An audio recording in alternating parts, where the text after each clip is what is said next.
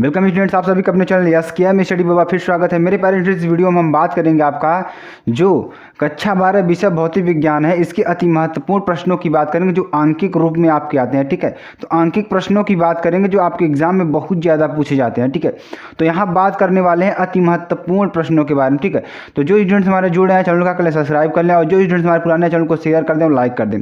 चलिए बात करते हैं आपको पहले प्रश्न की ओर। जो पहला प्रश्न है बहुत ही इंपॉर्टेंट, वेरी इंपॉर्टेंट, कई बार पूछा गया प्रश्न है। इसमें जो जितने सारे प्रश्न हैं सभी प्रश्न एग्जाम में आए हुए हैं, तो इन सभी प्रश्नों को आपको अच्छी तरीके से पढ़ लेना है, रट लेना है। तो मेरे प्यारे स्टूडेंट्स, आज नए साल का है, आज 2022 प्रारंभ हो रहा है, इसलिए आपको कुछ नया बताने का प्रयास करेंगे। तो मेरे प्यारे स्टूडेंट्स, आपको सबसे पहले हैप्पी न्यू ईयर सभी बच्चों को हमारे। उसके बाद बात करेंगे आपको, देखिए जो स्टूडेंट्स हमारे नए जुड़े हैं चैनल सब्सक्राइब कर लेंगे और जो स्टूडेंट्स हमारे पुराने हैं उस चैनल को शेयर कर देंगे, लाइक कर दें। ठीक है, तो यहाँ पे चलिए पहले प्रश्न को चलते हैं। पहला प्रश्न देखिए, 3 बराबर धारिता सी वाले, ठीक है, 3 बराबर धारिता सी वाले संधारित्र को पहले समांतर तथा बाद में श्रेणी क्रम में जोड़ा जाता है। यानी 3 क्या है हमारे धारिता सी, यानी कि दी क्या है हमारे संधारित्र है। ठीक है, सी धारिता वाले संधारित्र हैं। ठीक है, अब को पहले समांतर, इसको पहले किसमें समांतर में जोड़ा जाता है, किसमें समांतर में जोड़ा जाता है, तथा बाद में किससे जोड़ा जाता है, श्रेणी क्रम में जोड़ा जाता है। किसमें, श्रेणी क्रम में जोड़ा जाता है। दोनों दशाओं में, ठीक है, दोनों दशाओं में तुल्य धारिताओं का अनुपात होगा। तो दोनों दशाओं में एक बार समांतर जोड़ने पर, एक बार श्रेणी में जोड़ने पर, अगर दोनों को इस तरीके के जोड़ते हैं तो उनका अनुपात क्या होगा। तो इसमें अनुपात पूछा है, चलिए देखते हैं अनुपात क्या होगा। देखिए इसमें आपको ऑप्शन दिया गया है, 4 ऑप्शन दिया गया है, 9:1, 6:1, 3:1 और 1:9। तो इन सभी प्रश्नों को आपको देखिए आपको सॉल्व करना है, आप सॉल्व भी करेंगे अच्छी तरीके से, हम बताएंगे भी कैसे सॉल्व होता है। ठीक है, चलिए इस प्रश्न को पहले सॉल्व कर लेते हैं। आपको प्रश्न समझ में आ गया होगा, फिर चलिए इसको सॉल्विंग कर लेते हैं। ठीक है, देखिए जो इसका सॉल्विंग है कुछ इस तरीके से होगा कि देखिए स्टूडेंट सॉल्व मैंने क्यों किया है इसको पहले, क्योंकि इसमें टाइम की बचत होती है। अगर हम लिख कर बताते हैं तो इसमें टाइम बहुत ज़्यादा कंज्यूम होता है, क्वेश्चन भी कम होते हैं। तो इसमें क्या होगा कि आपका टाइम कम लगा, ज़्यादा क्वेश्चन कवर होंगे, इसलिए हमने यहाँ पे क्या किया, लिख लिया है क्वेश्चन को टाइम को बचाने के लिए। चलिए यहाँ पे बात करते हैं पहले क्वेश्चन की सॉल्विंग की ओर। तो पहला क्वेश्चन में 3 धारिता दिया था, 3 को एक बार श्रेणी में एक बार समांतर में जोड़ने पर उसका अनुपात क्या होगा, उस अनुपात को आपको निकालना है। देखिए समांतर क्रम में जोड़ने पर, ठीक है, परिणामी धारिता क्या होगी। यदि जो सॉरी स्टूडेंट्स, यहाँ पे देखेंगे यदि समांतर क्रम में जोड़ते हैं, ठीक है, समांतर क्रम में जोड़ते हैं तो उसकी धारिता क्या होगी। देखिए समांतर क्रम में जो धारिता होती है क्या होती है, C प्लस C होती है। ठीक है, ये किसके बराबर होता है, 3C के बराबर होता है। किसके, 3C के बराबर होगा। ठीक है, तो आपको ये चीज़ें समझ में आ गई। उसके बाद श्रेणी क्रम में जोड़ने पर परिणामी धारिता, यदि इसको श्रेणी क्रम में जोड़ेंगे तो परिणामी धारिता क्या होगी। देखिए 1/CS बराबर 1/C plus 1/C plus 1/C। इसी क्रम में अगर प्रतिरोध के लिए होते हैं, रेजिस्टेंस को लेते हैं मेरे प्यारे स्टूडेंट, तो रेजिस्टेंस का क्या होगा सीरीज में समांतर में 1/R plus 1/R plus 1/R। तो इस तरीके से होगा।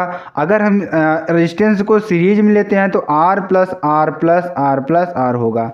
ये आपको क्लियर हो गया होगा। इसमें उल्टा होता है, इसमें एक तरीके से एक आपको याद कर लेना है, धारिता का या प्रतिरोध का, दोनों में से जो पूछता है आपको इसको उल्टा करके लिख देना है। तो ये चीज़ें आपको क्लियर हो गई होंगी। तो पहले में कितना आया, 3C आया। अब इसको अगर सॉल्व करेंगे तो C/3 आ जाएगा। ठीक है, क्या आ जाएगा, C/3 कहाँ से आएगा। देखिए इसमें C क्या लेंगे, एलसीएम ले लेंगे और ऊपर क्या आ जाएगा, 3 आ जाएगा, क्योंकि वहाँ यहाँ पे 1/CS है। तो अगर CS को पलट देंगे तो ये भी पलट जाएगा, तो C/3 हो जाएगा। तो ये आपको अच्छी तरीके से समझ में आ गया होगा। चलिए अब धारिताओं का अनुपात निकालते हैं। ठीक है, अब तो देखिए C पैरेलल C सीरीज, ठीक है, ये आपको समझ में आ रहा है। तो देखिए जो हमारा पैरेलल में आया था कितना आया था, तो पैरेलल वाला देखिए हमारा 3C आया था, और जो श्रेणी वाला आया था वहाँ कितना आया था, C/3 आया था। ठीक है, अगर इसको सॉल्विंग करेंगे देखिए C से C कैंसिल हो जाएगा। ठीक है, इस 3 को ऊपर ले जाएंगे तो कितना हो जाएगा, 3 3 जा 9 और नीचे कितना बचेगा, 1 बचेगा, तो 9:1 हो जाएगा टोटल। ठीक है, तो आपका ये आंसर हो जाएगा। तो कोई दिक्कत वाली बात ही नहीं होगी, आपको अच्छी तरीके से समझ में आ गया होगा। स्टूडेंट्स अगर यहाँ प्रश्न समझ में आ गया होगा तो आप चैनल को लाइक कर दीजिएगा, शेयर कर दीजिएगा और कमेंट कर दीजिएगा। चलिए फिर अगली सवाल बताते हैं। अगला सवाल आपको क्या करना है, कैसे करना है, इसको भी आपको बताने का प्रयास करते हैं और समझाने का प्रयास करते हैं। तो देखिए बहुत ही प्यारा प्रश्न आपके सामने आ गया है, बहुत ही इंपॉर्टेंट, बहुत ही प्यारा, बहुत ही जो क्वेश्चन बार बार पूछा गया है, यह क्वेश्चन आपके सामने आ गया है। देखिए वायु में 1 सेंटीमीटर दूरी पर वायु है, ठीक है। समझते चलिए, क्वेश्चन समझ जाएंगे तो आप अच्छी तरीके से कर लेंगे, ठीक है। वायु में 1 सेंटीमीटर की दूरी पर, कितनी दूरी पर, मान लीजिए कोई यहाँ वायु है, वायु से 1 सेंटीमीटर की दूरी पर, 1 सेंटीमीटर मान लेते हैं। प्रत्येक माइक्रो कूलाम के 2 धनात्मक बिंदु आवेशों के निकाय की वैद्युत स्थितिज ऊर्जा क्या होगी। देखिए इसके निकाय में क्या है कि एक यहाँ पे प्लस क्यू है, यहाँ पे माइनस क्यू है, ठीक है। प्रत्येक 1 माइक्रो कूलाम का, ठीक है, यानी इसका कितना आवेश है, 1 माइक्रो कूलाम, इसका भी 1 माइक्रो कूलाम, इसका भी 1 माइक्रो कूलाम। कोई दिक्कत वाली बात नहीं, यहाँ पे आपको समझ में आ गया होगा। उसके बाद देखिए अब इन निकायों के बीच की जो स्थितिज ऊर्जा है उसको पूछ रहा है मेरे प्यारे फ्रेंड्स, आपको क्वेश्चन समझ में आ गया होगा। अब देखिए इसको, इसमें ऑप्शन क्या क्या दिए गए हैं, ऑप्शन भी पढ़ लेते हैं। 0.9 इलेक्ट्रॉन वोल्ट, 0.9 जूल, 1 जूल या 9 जूल। इसमें 4 ऑप्शन आपको दें। चलिए ऑप्शन को सॉल्व करके देखते हैं कैसे होगा, ठीक है। तो निकाय की जो है, निकाय की वैद्युत स्थितिज ऊर्जा, निकाय की वैद्युत स्थितिज ऊर्जा, ठीक है। तो U बराबर क्या हो जाएगा, 1/4 pi epsilon not Q1 Q2 upon R, ठीक है। क्या हो जाएगा, 1/4 pi epsilon not Q1 Q2 upon R²। ये आपका फार्मूला होता है, ठीक है। जब 2 आवेश कुछ दूरी पर रखे हो तो उनकी स्थितिज ऊर्जा का फार्मूला होता है, ठीक है। अब देखिए इसमें आपको दिया क्या है, R बराबर दिया 1 सेंटीमीटर, ठीक है। Q1 कितना दिया है, Q1 कितना दिया है, ठीक है। अगर इसको सेंटीमीटर में निकालेंगे तो मीटर में क्या हो जाएगा, 1 × 10⁻² मीटर हो जाएगा। Q1 Q2 किया है, 1 माइक्रो कूलाम दिया है, तो 1 माइक्रो कूलाम बराबर कितना, 10⁻⁻6 कूलाम होता है। जिसको कूलाम में बदलेंगे तो कूलाम में क्या हो जाएगा, Q1 बराबर Q2 बराबर क्या हो जाएगा, 1 × 10⁻6 कूलाम हो जाएगा, ठीक है। अब यहाँ बात करते हैं इसकी स्थितिज ऊर्जा की, ठीक है। तो U बराबर कितना हो जाएगा, 9 × 10⁻9 × 1 × 10⁻6 × 1 × 10⁻6। कहाँ से आया, देखिए जो इसका मान होता है, यहाँ पे आपको बता देते हैं हम, जो इसका मान होता है 1/4 पाई एप्सिलॉन नॉट का, इसका मान किसके बराबर होता है, इसके बराबर होता है, 9 × 10⁻9 के बराबर होता है, ठीक है। तो ये चीज़ें आपको क्लियर हो गई। अब देखिए Q1 Q2 आया, तो Q1 का मान भी 1 × 10⁻6 है, Q2 का मान भी 1 × 10⁻6 है। यहाँ तक आपको सारी बातें क्लियर हो गई होंगी। अब देखिए अब नीचे हमारा क्या है, R है, ठीक है। R दिया है तो R को हम लिख देंगे 1 × 10⁻²। यहाँ तक कोई दिक्कत वाली बात ही नहीं होगी। अब देखिए इसको सॉल्व कैसे करेंगे आपको बताते हैं, ठीक है। देखिए यहाँ पे 10⁻6 10⁻6 10⁻12, ठीक है, 10⁻12। अब देखिए यहाँ पे 10⁻9 है, तो यहाँ पे क्या हो जाएगा, +9। आधार समान बेस घातें हमारी क्या हो जाती है, जुड़ जाती है, यानी बेस समान घात हमारी जुड़ जाती है, यानी कि जो हमारी घात होती है वो क्या होती है, जुड़ जाती है। तब देखिए इसको ऊपर ले जाएंगे तो ये भी क्या हो जाएगा, प्लस हो जाएगा, ठीक है। तो यहाँ पे 9 और 2 11 में से अगर -12 करेंगे तो कितना हो जाएगा, 10⁻1, ठीक है, 10⁻1 हो जाएगा। अब यहाँ पे 9 बचा है, कितना बचा है, 9 बचा है, तो क्या हो जाएगा, यहाँ पे हो जाएगा × 9, ठीक है, 9 हो जाएगा। तो 9/10 लिख सकते हैं, कोई दिक्कत, क्योंकि ये -1 नीचे आएगा तो प्लस में हो जाएगा, ठीक है। अगर इसको सॉल्व करेंगे तो 0.9 हो जाएगा, 0.9 इसका जूल क्या होता है, जूल होता है, ठीक है, जूल होता है। आपको अच्छी तरीके से समझ में आ गया होगा, सारी चीज़ें क्लियर हो गई होंगी। तो आपको ये प्रश्न कैसा लगा आप कमेंट कर जरूर बताएंगे, ठीक है। चलिए अगले प्रश्न की ओर बढ़ते हैं। अगला प्रश्न बहुत ही इंपॉर्टेंट है, ये भी कई बार परीक्षा में पूछा गया है। सारे इंपॉर्टेंट प्रश्नों को आपको करा दिया जा रहा है क्योंकि आपको एग्जाम में कोई दिक्कत ना होने। देख लीजिएगा आप इन्हीं प्रश्नों में से आपके प्रश्न फंसेंगे, इससे बाहर कहीं कुछ जाने वाला नहीं है। देखिए एक समान वैद्युत क्षेत्र ई में, ठीक है, एक समान वैद्युत क्षेत्र ई में रखे वैद्युत द्विध्रुव आघूर्ण, ठीक है, रखे वैद्युत द्विध्रुव आघूर्ण P वाले वैद्युत द्विध्रुव को, ठीक है, वैद्युत द्विध्रुव को 90 डिग्री से घुमाने में कृत कार्य, 90 डिग्री यानी कि थीटा बराबर 90 डिग्री दे दिया गया है। अब देखिए इसमें ऑप्शन दिया गया है आपको, A बराबर P/2, B बराबर 2PE, C बराबर PE और D बराबर 2√2PE, ठीक है, ये दिया है। देखिए इसको सॉल्व कैसे करें, इसको आपको सॉल्व करके बताते हैं, ठीक है। एक समान वैद्युत क्षेत्र में, किसमें, एक समान वैद्युत क्षेत्र में वैद्युत द्विध्रुव को घुमाने में किया गया कार्य, ठीक है, एक समान वैद्युत क्षेत्र में वैद्युत द्विध्रुव को घुमाने में किया गया कार्य कितना होगा, ठीक है। अब देखिए किया गया कार्य कैसे निकालेंगे इसको आपको बताते हैं।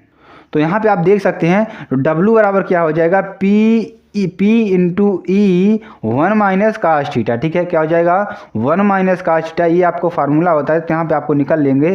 तो थीटा बराबर कितना दिया है 90 डिग्री दिया है, तो कास 90 डिग्री का मान कितना होता है स्टूडेंट्स, क्या होता है 0 होता है। क्या होता है 0 होता है। तो W बराबर P इंटू ई 1 माइनस 0 हो जाएगा, टोटल क्या बचेगा P इंटू ई बचेगा, तो W बराबर क्या हो जाएगा P इंटू ई हो जाएगा। यहाँ तक आपको सारी चीज़ें क्लियर हो गई हों, और कमेंट करके जरूर बता दीजिएगा सर जी हमें क्लियर हो गई। चलिए आगे चलते हैं, आगे हम पढ़ने का प्रयास करते हैं, तो आपको बताने का प्रयास करते हैं और इसी तरीके से आपको भी समझाएंगे, ठीक है। चलिए अगला प्रश्न देखिए, अगला प्रश्न बहुत ही इंपॉर्टेंट है, बार बार एग्जाम में पूछा गया प्रश्न है। ऐसे प्रश्न आपको बहुत ज़्यादा पूछे जाते हैं, क्योंकि ये प्रश्न डेफिनेटली है आना ही आना है। तो आपको इसका PDF, आपको सारी PDF SKM स्टडी की टेलीग्राम चैनल पर मिल जाएंगी, वहाँ पे जाकर के PDF अपना डाउनलोड करके पढ़ सकते हैं मेरे प्यारे स्टूडेंट्स, और आपको कोई दिक्कत नहीं होने वाली है। PDF मिलेगी, अच्छी तरीके से पढ़ाई भी होगी, सारी चीज़ें आपको क्लियर हो जाएंगी, ठीक है। तो देखिए क्या है हमारा, एक हीलियम नाभिक, क्या है एक हीलियम नाभिक है, ठीक है।